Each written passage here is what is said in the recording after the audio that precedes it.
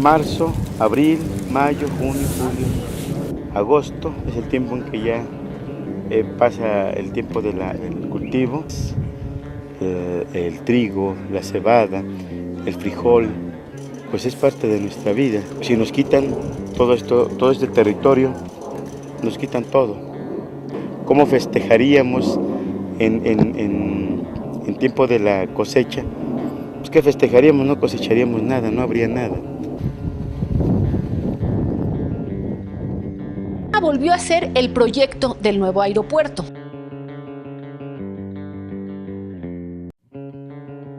La desgracia de un pueblo es cuando descubren que tiene algo que los extranjeros o que el mismo sistema lo quieran.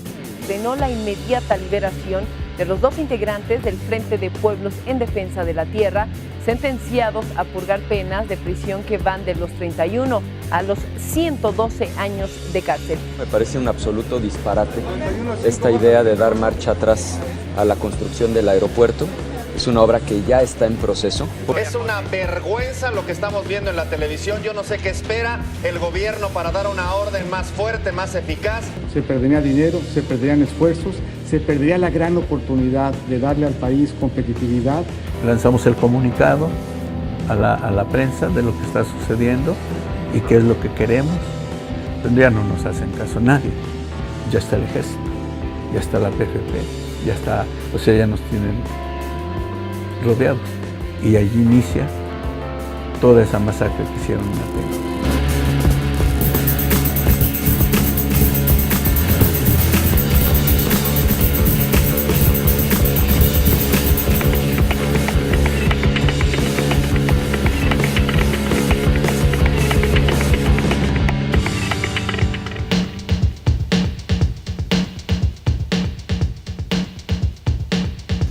Amigos de Coyunturas, un episodio más, esta vez desde el oriente del Valle de México con América del Valle. América, gracias. Gracias a ustedes. Estamos en el oriente del Valle de México para platicar de las problemáticas de la lucha en contra de este megaproyecto que sabemos tiene ya un largo historial, el aeropuerto, como le llaman ellos, pero de momento parece Sansón de este lado, también parece el rostro de un capitalismo brutal, que no respeta nada. América, el motivo de Coyunturas es platicar desde abajo del momento actual. ¿Qué panorama se ve desde este lado del Valle de México? Uy, está súper difícil, y así haciendo un ejercicio de ver desde este punto donde nos encontramos ahora mismo, no es metáfora.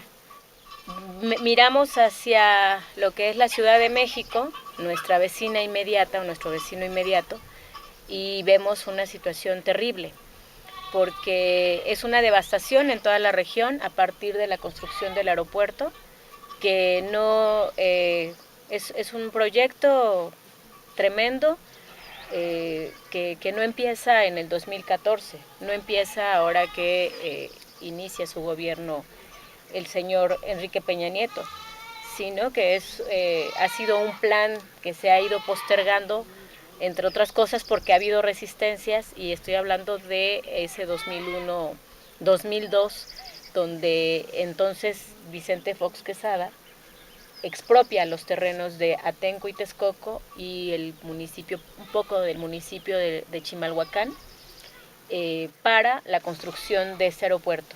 Entonces, a 17 años de este plan, que en su momento se ve cancelado, obligado a ser cancelado gracias a la resistencia y lucha de los pueblos, hoy vemos que las estrategias, que la forma de operar el despojo para imponer una mega obra tremendísima por todo lo que implica la devastación, toda la corrupción, todo el saqueo y extinción de nuestro territorio como tal, pues es una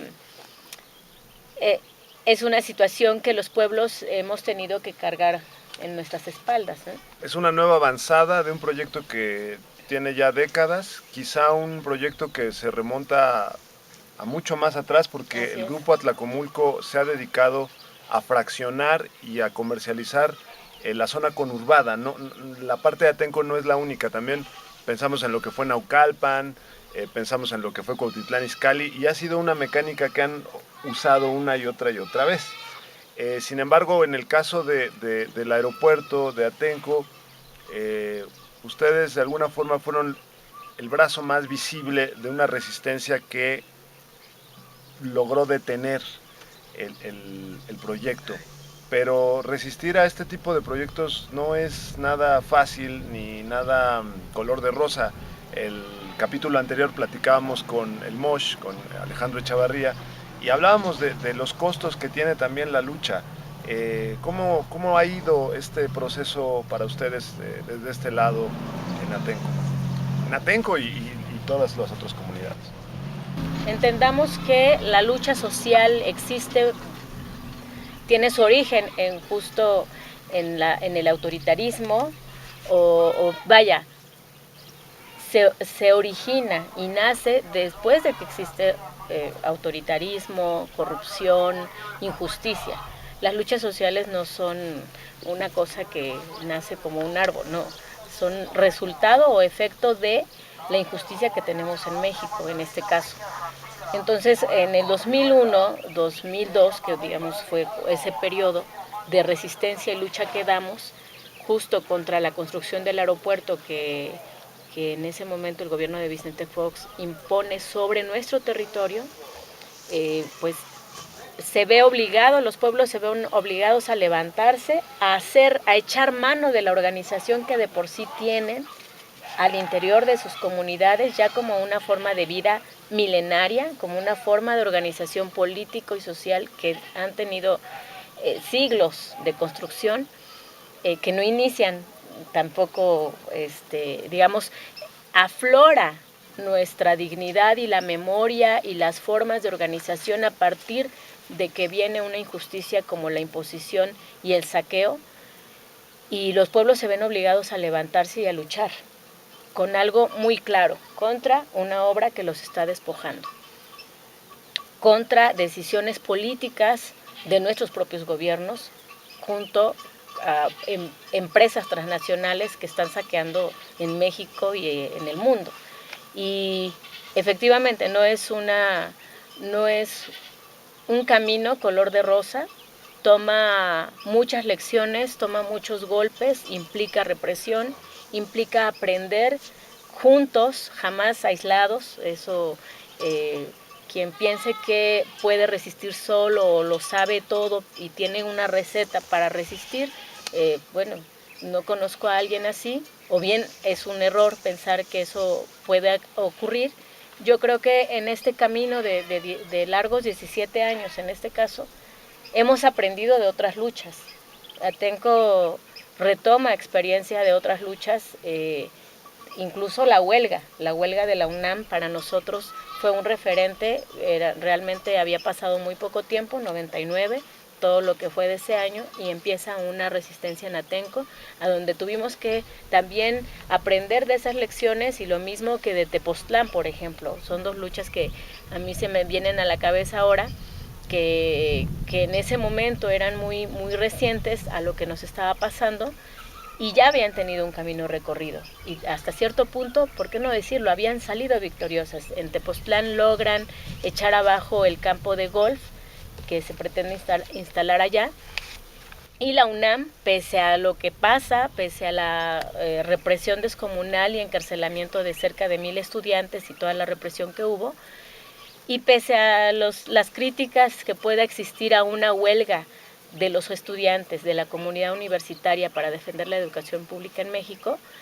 es una victoria, porque hoy la UNAM sigue siendo gratuita, y eso es una victoria. Entonces hay que aprender de las victorias y también de sus experiencias y de procesos. Entonces ha sido un periodo arduo de movilización, de tiempos de sube y baja, de tiempos de altibajos, a donde también a veces la moral se va para abajo, pero volvemos y alguien, siempre llegará alguien que nos diga: hey, tenemos que continuar porque seguimos vivos, porque vale la pena, porque uno mira a su alrededor y mira el campo y mira las flores y mira la fauna y mira nuestra libertad puesta en esta tierra, en estos territorios, y decimos sí, es verdad, tenemos que continuar por los que vienen, por nosotros y por la herencia que nos dejaron nuestros abuelos. Yo quiero retomar esto que señalas de la experiencia del paisaje, de la experiencia del ambiente, porque camino para acá, pues nos tocó ver unas chimeneas terribles que parecían del fin del mundo, y de momento estamos aquí muy tranquilos escuchando el cencerro, y finalmente este es el paisaje y esta es la experiencia que se defiende. ¿Cuál es la experiencia de vida en los pueblos ribereños?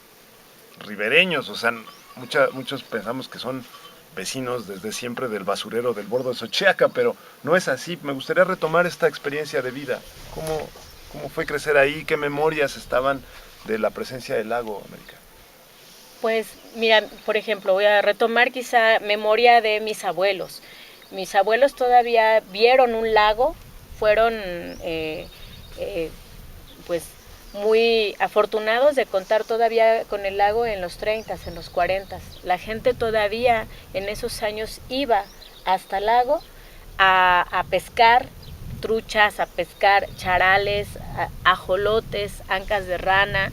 En los veranos pues venían, hay un trayecto, todo el trayecto que tienen, la migración de los patos canadienses, llegan hasta acá o llegaban hasta acá, hasta el lago en particular, haciendo un trayecto larguísimo de Canadá a México, y entonces también se armaba, los abuelos se organizaban para ir a lo que le llamaban la armada, que consistía en llevar pequeños cañones, esos cañones que en algún momento ustedes vieron en marchas y en movilizaciones y que para nosotros son un símbolo.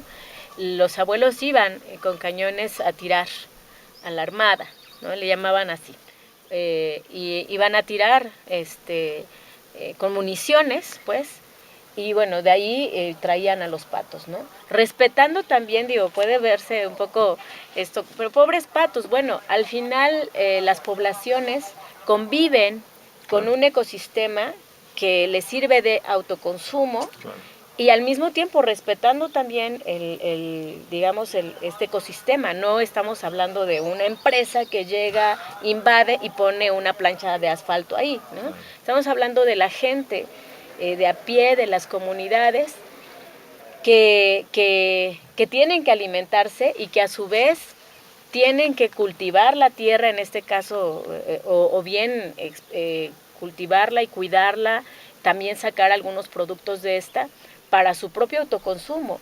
Los pueblos que ustedes pueden ver en toda esta región del Valle de México, y a donde todavía hay pirús, hay terrenos ejidales, hay tierra comunal, hay muchos árboles, muchos nopales, estamos en Teotihuacán, una zona tunera, que hace un momento decía una compañera, bueno,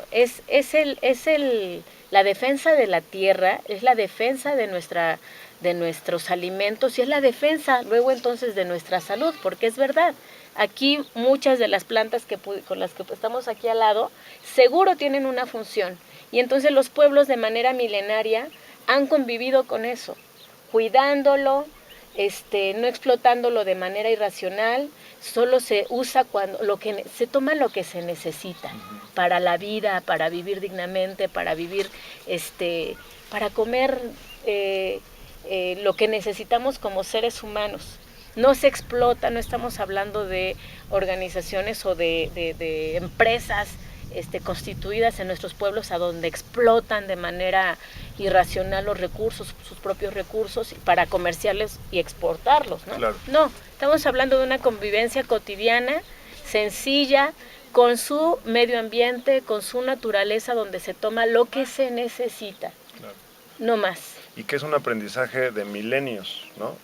¿Cuánto llevamos habitando estas tierras? Y por eso usamos el epazote para lo que usamos, por eso condimentamos y también nos sanamos y todo esto.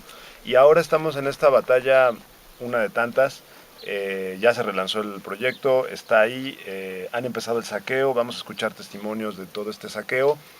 ¿Cuáles son las tareas pues aquí a nivel de comunidades que hay por delante, América, también en la coyuntura en la que uno de los candidatos ha ofrecido cambiar el proyecto, echar para atrás el proyecto, lo cual suena descabellado si lo pensamos en la cantidad de intereses que ya están ahí?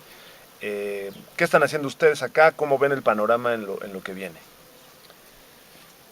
Bueno, nosotros decimos, una cosa que yo he aprendido a partir de la lucha de la que he sido parte es, por principio, asentar.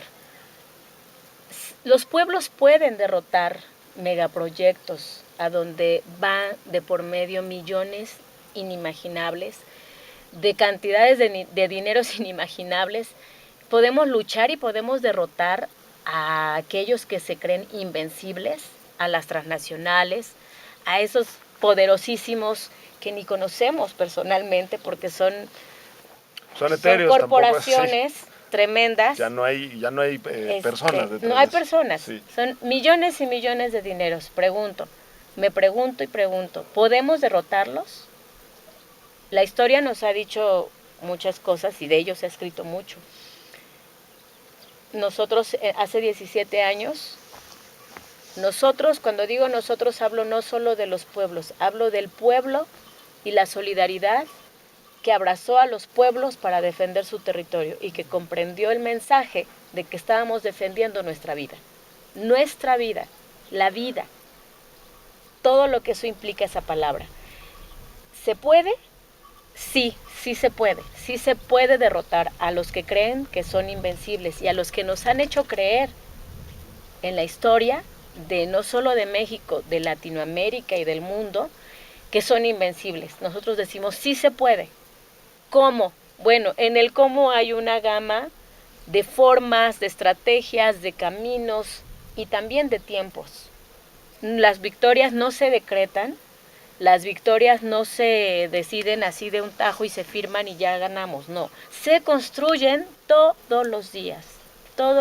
No hay día que la lucha necesite alimento de nosotras las mujeres y los hombres para construir la resistencia, para construir conciencia, para construir, reconstituir también la memoria y pararnos todos los días de frente mirando al sol diciendo, esto es nuestro, es justo lo que nos pertenece, lo cuidamos, lo amamos y lo tenemos que defender.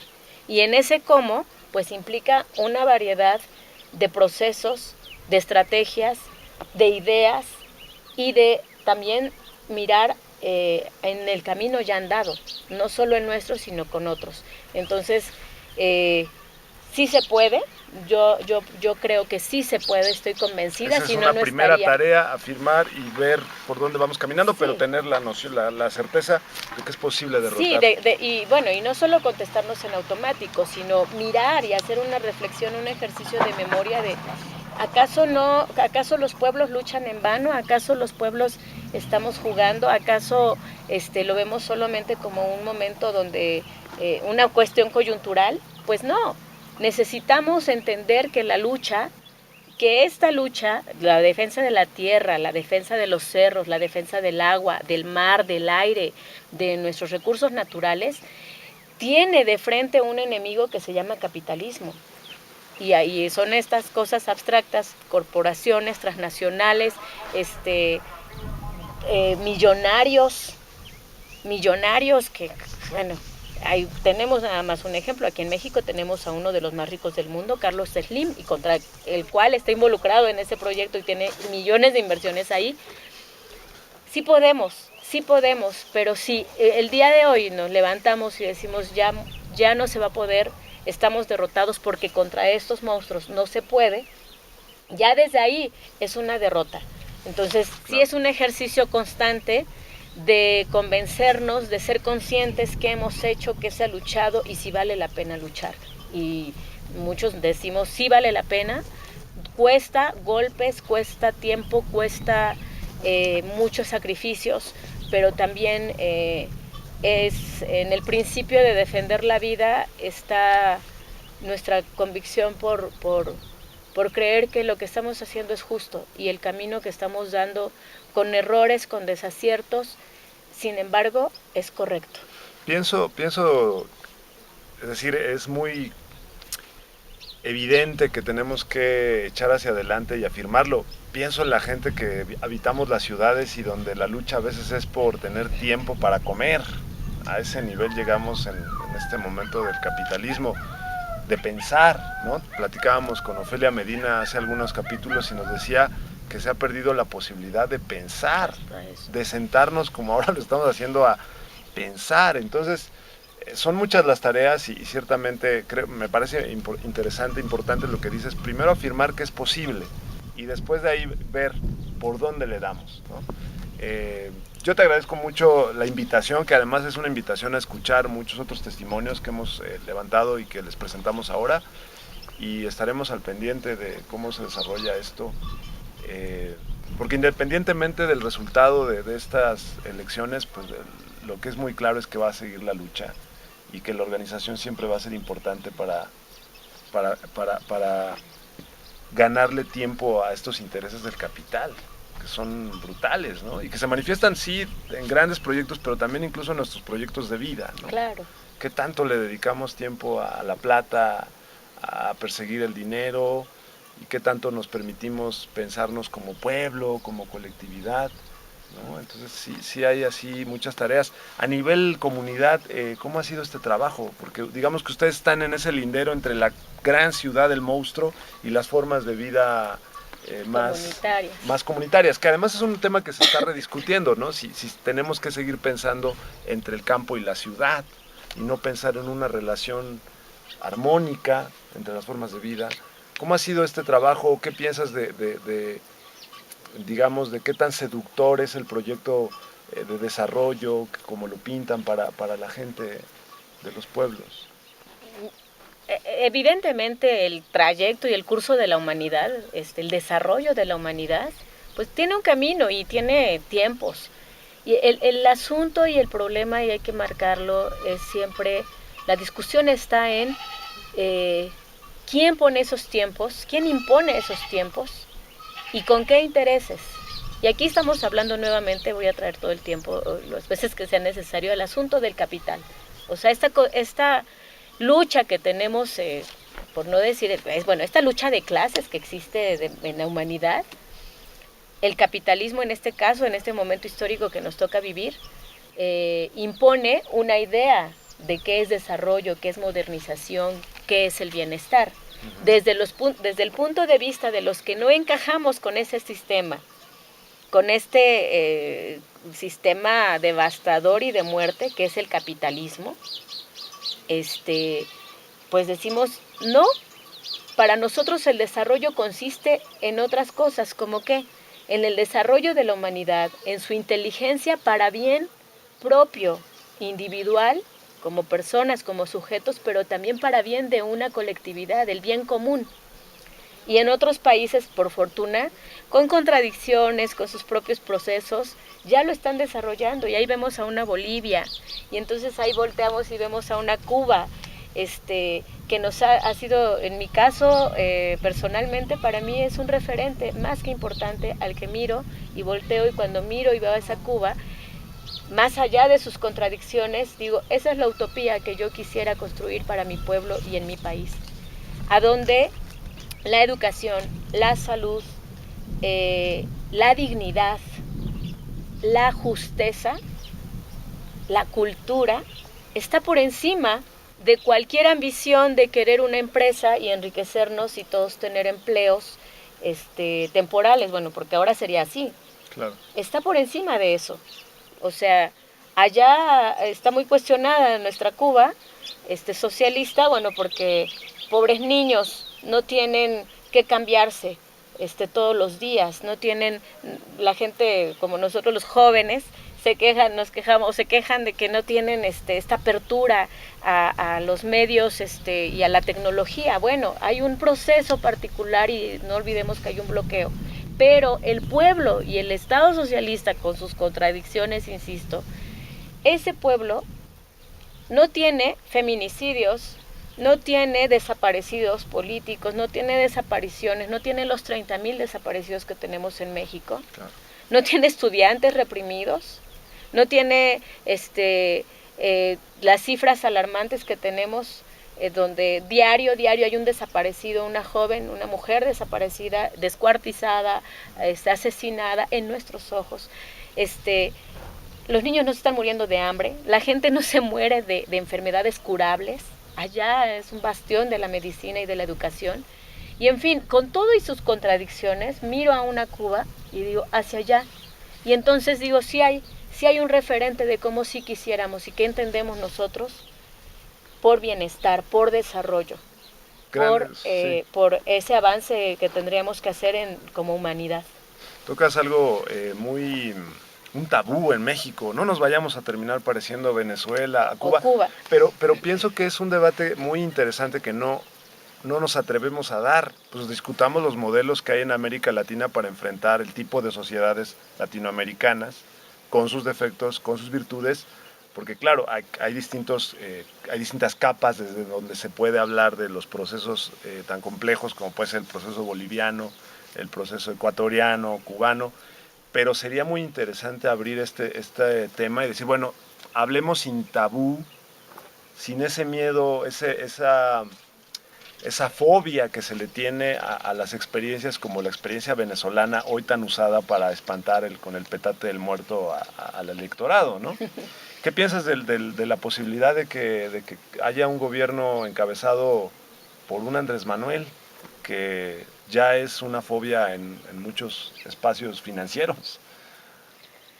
Al final es la estrategia las campañas de miedo y de desacreditación que venimos sufriendo no de apenas, desde el 2006 justamente, en la anterior elección, a donde justo también estaban muy empatadas, digamos, o más bien, era otro contexto, era muy parecido, pues, el ambiente álgido electoral. Y bueno, la rebatinga estaba fuertísima, ¿no? Hoy lo sigue estando. Hoy yo creo que, yo siempre digo, así como nosotros aprendemos, los otros también aprenden. Y claro, el Estado criminal ha aprendido y sabe estrategias. Entonces, hoy nos enfrentamos a lo que marcan las encuestas, y también va sintiendo el ambiente con pueblos, con compañeros, en general, como va uno sintiendo este pulso a la hora de escuchar opiniones, y ves ese escenario posible de que después de 18 años, 3 intentos, este sería el tercero, llegue un actor político que ha sido rechazado por ciertas ideas. Para empezar, con todo respeto a esta posición, pues con todo respeto a los que simpatizan con el candidato Andrés Manuel López Obrador, pues desde mi lectura no es necesariamente el gran estadista revolucionario. Sin embargo, sí quiero recalcar, no es lo mismo que el PRI. O sea, lo que este actor político representa no es lo que representa al PRI. En estos meses, últimamente, semanas, nos fuimos encontrando con la adhesión de distintos actores políticos, incluso de derecha, y ha sido muy criticado, se ha criticado, y a eso nos sumamos. Es hasta cierto punto reprobable, pues, ¿no? Sin embargo, se entiende, también tenemos que entender estas coyunturas de que, bueno, existe una competencia electoral y todo el mundo, y tanto la derecha, la extrema derecha, que es el PRI y el PAN, y hay que nombrarlo. Yo ahí sí no tengo mucho, no soy tan recatada en decir las cosas que yo creo que se tienen que nombrar.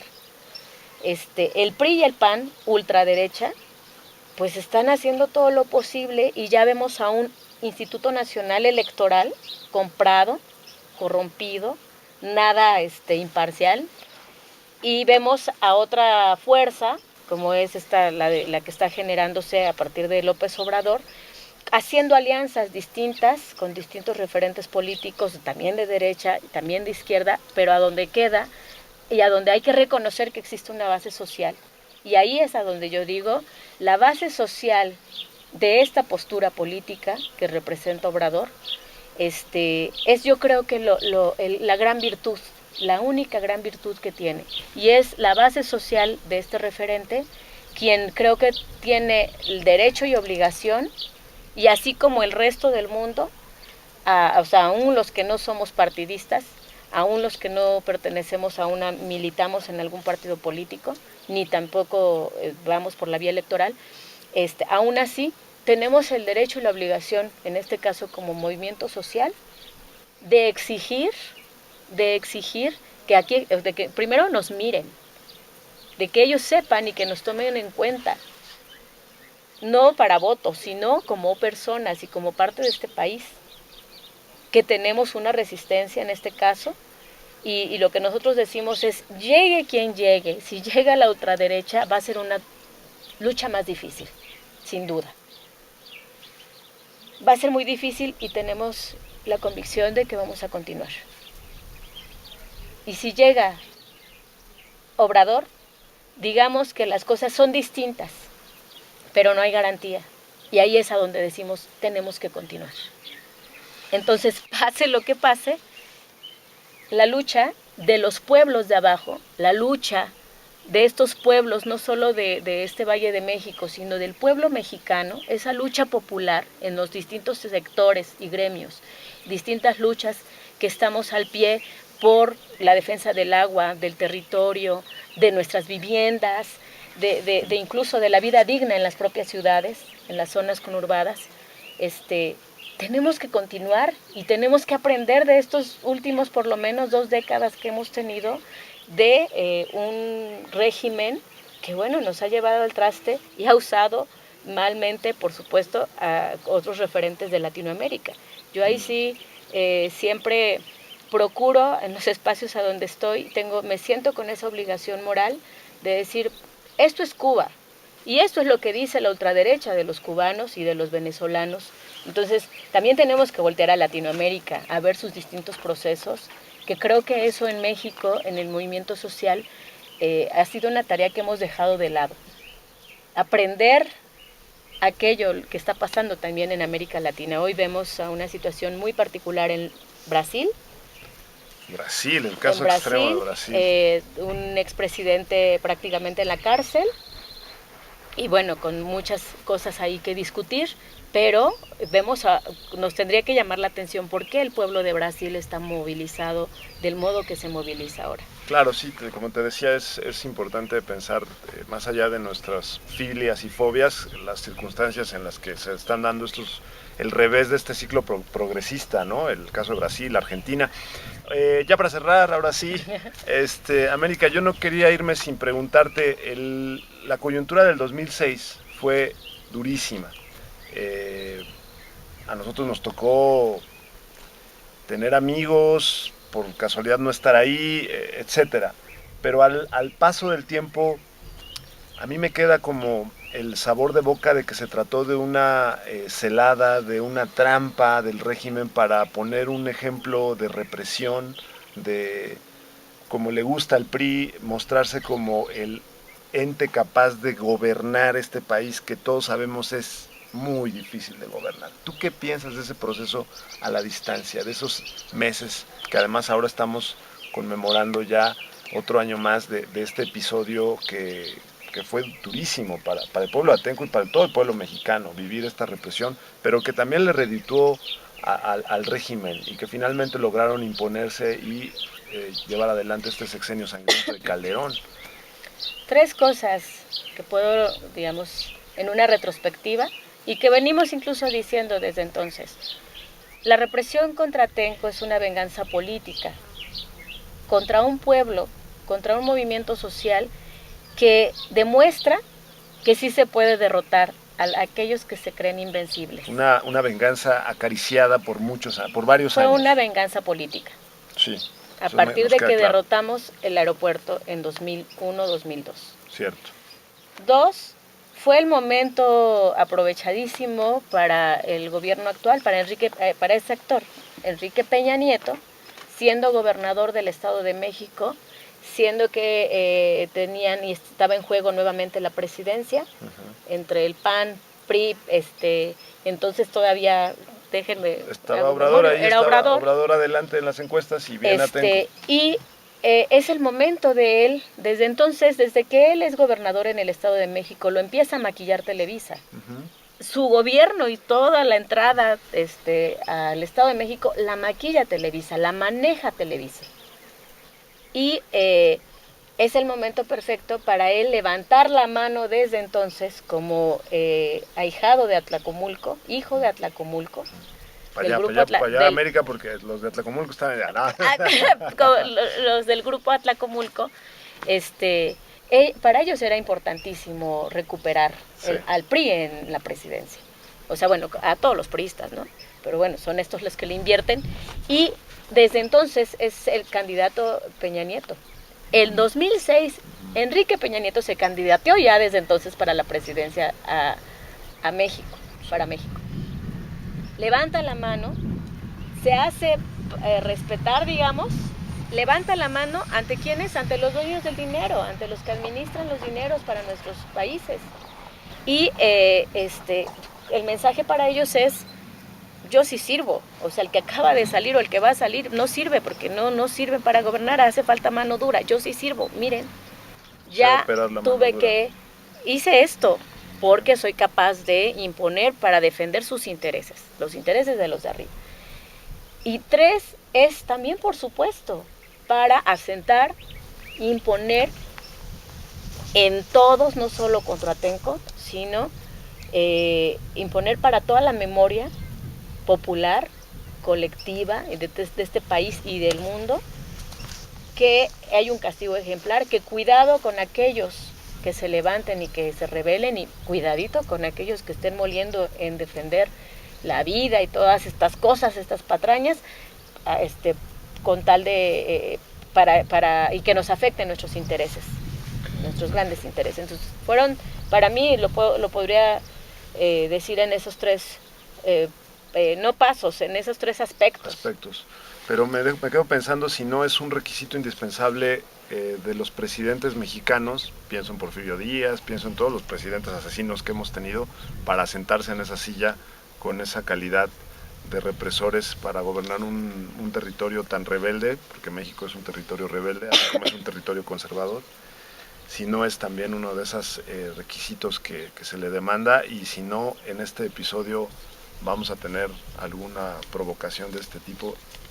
Ahí están son condiciones históricas que se presentan y características que los presidentes mexicanos han tenido que mostrar, habilidades políticas represivas para sentarse en la silla, ¿no? Estamos hablando de un poder profundamente autoritario que es la presidencia de un país como México, no sé. Aliado de Estados Unidos, subordinado al imperio, uno de los imperios más potentes. Y con un territorio muy difícil de gobernar, ¿no? Muy complejo. Y muy apetitoso para los intereses del capital. Claro. Bueno, pues hasta aquí la reflexión. Muchas gracias, América. Muchas gracias además por continuar en esta lucha. Vamos a estar ahí al pendiente. Los vamos a necesitar mucho. Contribuyendo. Para dar cobertura a la voz de los pueblos. Muchas gracias a ustedes que nos acompañaron hasta aquí, hasta el oriente del Valle de México. Nos vemos en la siguiente. No dejen de compartir, de comentar y de resistir y de rebelarse, que nos dijeron aquí. Ahora vamos a escuchar testimonios desde el oriente del Valle.